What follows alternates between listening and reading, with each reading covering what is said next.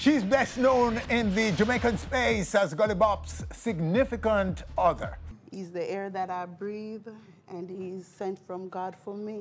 And also for her outlandish vlogging. But before vlogging and bop, the US-based Jamaican was a radio DJ with aspirations to be a recording artist. Aspirations that many people doubt would ever materialize. But Amari appears to have silenced those cynics. For over the last 2 weeks, she has been dominating our social media space with this. Neko. So who is Neko? Amari's on our stage right now to tell us. Amari, welcome. Hi, thanks for having me. Congrats. Congrats. Thank you, Winford. Wow. But before we get into it, let me clear up something here. You have to clear something up for me. Because before coming to Jamaica, I believe, Yes. you posted something about being ripped off in Jamaica by PR people. Right. And in that same breath, my name was called. Winford Williams, you need to call me. My recall is of the post. Right, because I'd lost over 75 pounds, Yes. and I wanted to share that news with you, being that you had helped to groom my career and watch me grow. So I informed my publicist that I wanted to be on your show, on stage, you know. So they charged me a certain figure, you know, which I think was very unfair. So I wanted to inform you about the situation. So I asked that you get in touch with me. But they Oh, so that's what you meant by that? Yes, yes, I wanted you to be aware of it because I wasn't able to get in touch with you. I wrote you on Facebook, and I knew that you would more than welcome me to share the good news about my progress and everything, you know, because as I said, you have brought me this far, and I wanted to share, you know, my progress with you. My reading of it was that you thought that it suggested that I was part of that scheme to rip you off. No, it was just a situation where I had to always deal with the middle person, Yes. and I wanted to deal with you directly. Yeah, because the last time you were here Yes, with Gully Bop, yes, somebody took money for you to appear here. yeah, And you told us, yes. and I was mad. You Yeah, remember that? Oh, yes, I spoke about that. Behind the on scene, my we show. didn't, it wasn't on here, but I was totally mad about upset. it because Yeah, people continue to totally. do that. They continue. They continue to do take that. money from members of the public Yes, and say that they can get you on stage. right. By because- paying me money, I can get you on. And they come and they make a pitch, and if the story is good, we take the story. Yes, I But wanted to we see you. have never, I have never stretched my hand out No, to anyone never, never. to take money for an appearance on our show. Never did, never will. Never will. So right. I was mad when I saw the post because somebody sent it to me and said, you need to look at this because this is suggesting that you are part of some scheme to rip off Amari. No, I wanted you to be aware of how many times I had planned to come to Jamaica. Yes. Because I was informed several times that I would be on the show. So each time it was planned, it was then canceled. Okay. You know, and I needed yeah, you but to be aware it's of unfortunate because it's unfortunate that you didn't get directly to us. Yes. I don't mind you going through a publicist or any middle Right. person so long as you know that you don't pay to appear here. Well, my publicist later informed me that that was their fee, and it was not the cost for being on your show, but their cost. And you, okay, and so you're satisfied with that? Everything is okay now. We have worked out everything, and I understand clearly, you know, their job. Yes, and because what they I have to do. personally am very offended by it because payola it's called. Right. I am totally against it. I've been on your Okay. show more than once. And Because yeah. because the youths of Jamaica Yes. who are poor and all of that Right. and want to be want the exposure for their talent and for their story, Yes. they shouldn't have to pay to get No. heard. No. No, we can't carry everybody on the show. No. Everybody can't be Right. on the show or just meet me in the street and say, boy, you know, you want to come on the show, Winford, come. It's not feasible, it's not possible. Right. What we look for is the best story of the week in the moment. And we That's- bring on people and let them express themselves. And they That's don't pay to do it. That will never happen. You have never charged That will me. never happen on this platform. Right. So good, Yeah. good. That's cleared up. Yeah. So again, congrats on your Thank you. your progress with your Thank you. career. But you were arrested in Jamaica. Why? I was arrested because before I came to Jamaica, I had to apply for an authorization to come to this country.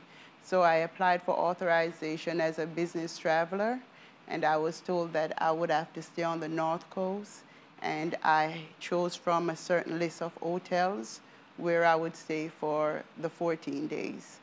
You know, and I was told that I am allowed to do interviews as long as I return back to the hotel.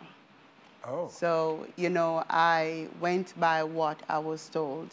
So I conducted interviews, everything was okay, but then someone called the health department and informed them that I was going against the policies of the COVID-19 policies in Jamaica. Somebody called them and told them this, and they came and arrest you Oh, definitely. on just the information they got from some Oh, member of the yes, public? and they were very persistent about it because my son and I came to Jamaica together and they did not arrest him. It was all about me. Oh, really? Yes. So where's that case now? I went to court and the judge charged me 22,000 Jamaican dollars and threw it out. Yeah. And you wrote the case? Yeah, it was settled. But it sounds like you have a good defense. Did you have a lawyer? No, I didn't have an attorney and I didn't want my time to be tied up in Jamaica. Okay. So I just pled guilty and But dealt weren't with you, it. part of the charge is the use of indecent language to the cops? Yes, because I asked him to put on his mask while coming to make the arrest and he refused to wear his mask. I even saw him in court and he refused to wear his But mask. isn't that what they might have charged you, 22,000 For indecent language, I was charged $2,000. For indecent language, it's $2,000. So it's the breach of the COVID protocol that cost 22?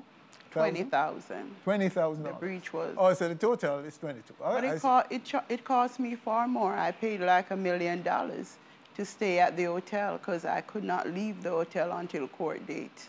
And it was a very expensive hotel. I was forced to stay there and I paid over $1 million. You were forced to stay at the hotel? Yes, because By whom? By the government? Well, the cop, I had to make a choice. Is either I stayed in jail or returned back to the hotel where they locked me up. Oh. And the that's, same hotel? Couldn't be, Right. couldn't be another one? No, the same. I had to return You had to back. go back to the same? The same hotel. Oh, wow. That's interesting. Yes. All right, so, okay, so it's Neko now. Let's talk about Neko. Yes. Let's go to the song first, and then we Okay. talk about Neko. Neko, you mash up my life. You mash up my life. Neko! No, you know, Amari, what is your reading as to why it's so successful, this song? I believe it relates to both genders, men and women. You know, where a lot of people come into their lives, destroy their lives, and they never got to really face them. And this song allows them to finally say what they always wanted to say. You mash up my life. Yes. You know, so. So they're thanking you for the song? What are the responses? Oh, yes. The song right now is a national anthem for both men and women. Yes. You know, because a lot of people are hurting.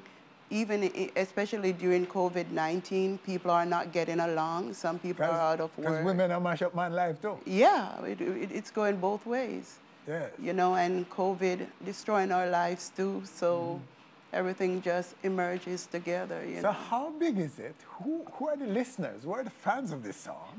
Right now, it's Huge. global.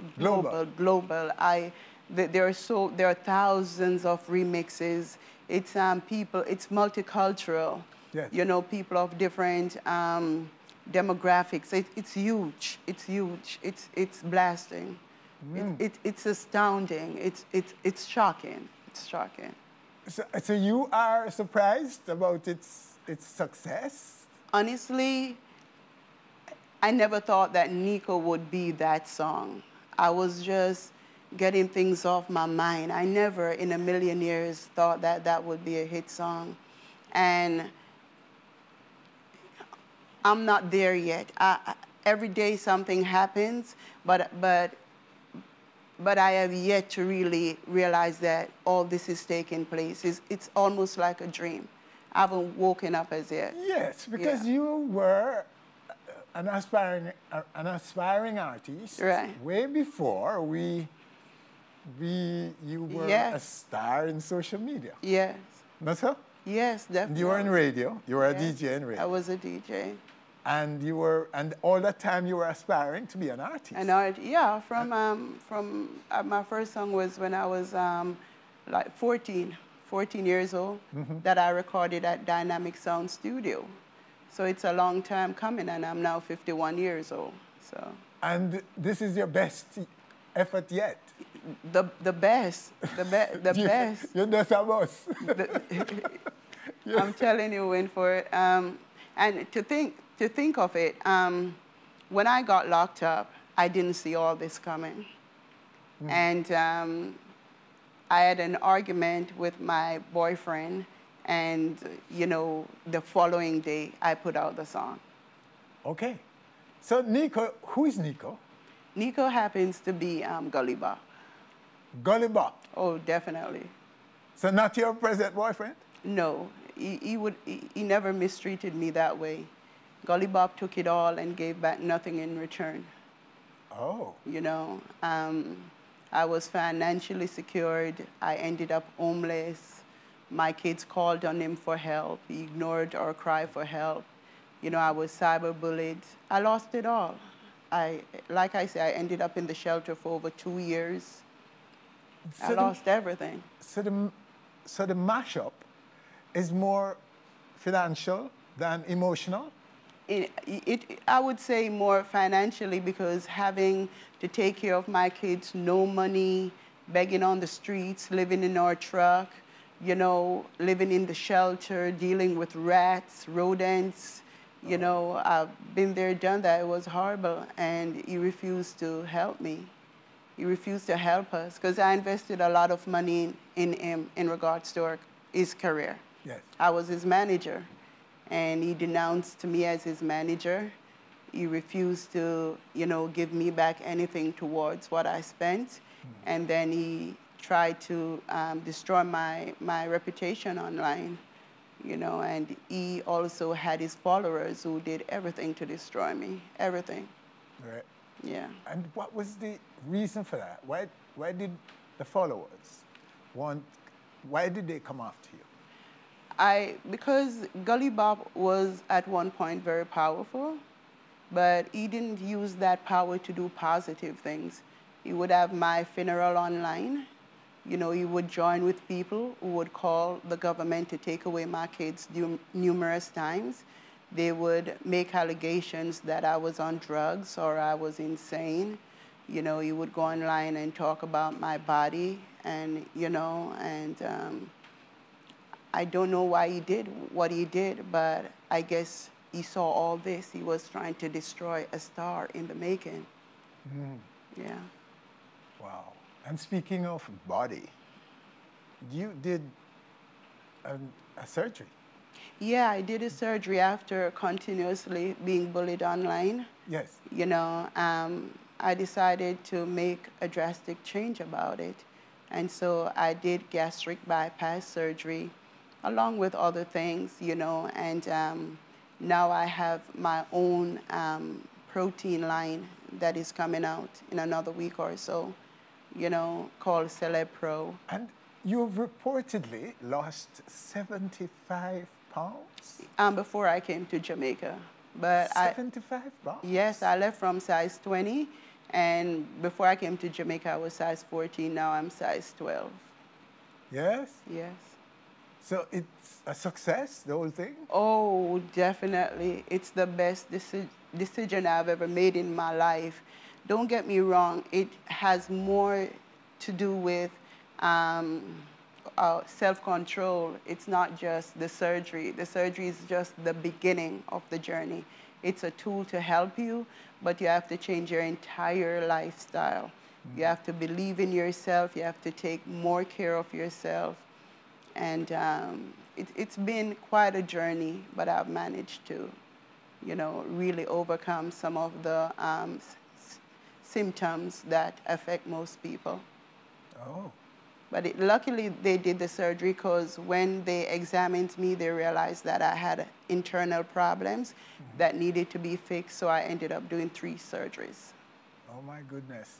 But why do you want to share so much with the public, Amari, about your life? Because the women out there, I see myself in them. You know, the woman who is overweight, the woman who have lost a child, the woman who is raising children, the woman who have forgotten her dreams. I represent them all. That's why I have fans called Goodies. My fan base is mainly women. You know, they see me in themselves. You know, and I don't think it's right that we hide what we go through because somebody else may be going through it and feel like they're the only one. They need to realize that they're not alone. Oh. Okay, so now that you've found the breakout hit song, where do you go from here? I honestly don't know because the song is bringing me. Normally, back in the days, you know, I would take my songs with me, but on this journey, the song is taking me places. You know, I'm getting calls worldwide, you know, even for performances during COVID-19. So I honestly don't know what the future holds for me right now, but mentally I'm prepared for it. You're prepared for a career in music as a recording artist?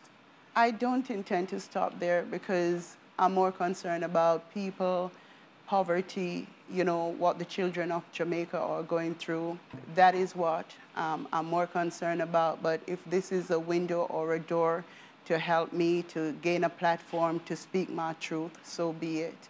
But my destination is definitely humanitarian services in regards to my country, Jamaica. Okay, so how far are you prepared to go with your humanitarian service to Jamaica? Well, during COVID-19, I helped a lot of fans in Jamaica, you know, to make sure that they had money to purchase food. I also helped children so that they could have credits to do their schoolwork. And I'm still helping them till this day as I go on the streets. I make sure people get help. I was in Jungle the other day treating the people in Jungle, and I'm about to go to Rima, you know, and I also set up a non-profitable organization to help, you know, the children of Jamaica. But I'm not willing to ask for help. I'm willing to earn the funds and to give it out to the public and to ensure that they really get it. Because sometimes you give a lump sum to an organization, but it never comes down to the people never get it. So I try to maintain a relationship with them on a one-to-one basis, listen to their problems, see where I can help, and then distribute the funds. Because my business online is very successful, so it's not hard to give back. Yes. Speak about your business for us. What exactly is it, your business? Well, I have my own reality show where I change my life, share my life with the public. It is very, very, very successful. I have over 2,000 videos on Facebook, and the videos are monetized also on YouTube, monetized on all platforms, basically. And it brings in a good source of income where I'm able to be financially independent, move on from Neko and help other people who are dealing with Neko situations, such as single parents, you know, who have to be raising their children by themselves because of the Nekos that have done them wrongs in their lives, you know. Your original community, your community in Jamaica, where you came from, where you were born and raised, remind us of that. Of where? It's Geisel St. Mary. It's in the beginning of the video. Okay. That's the land that I grew up on. Yes. From our first interview that was discussed, I just wanted to be reminded. Well, Amari, again, congratulations. Thank you. You are one tough lady, and you've been through a lot, and you're still here. And boy, no matter where they want to say out there, you are a fighter. And I want to thank you, Winford, for, you know, allowing me to be on your platform long before all this. You always believed in me. And no matter what interview I do, it wouldn't be the same if I did not reach here. And the mere fact that I'm here right now shows me that I'm on the right path. I'm happy to have you. And I'm happy that we've cleared up that little... Oh, definitely. Because it was a little bit disturbing for me. Deeper than you would know, because of my Right. passion. You're helping people from the inner city. Yes. And especially people, the underprivileged. Yes. And so on. Those two are my passion. Well, And I'm quietly doing what I can. But so when, you know, it's great, I'm inspired by your work. yes, and I'm your passion. You know what I mean? I'm one of your passion that you've groomed from down there. So we respect and love and will continue to support you as long as we can. Thank Keep you, it up, Winford. no matter what. Thank you. God bless you. Okay. All the very best. All right. So there you have her right here on our stage, Amari.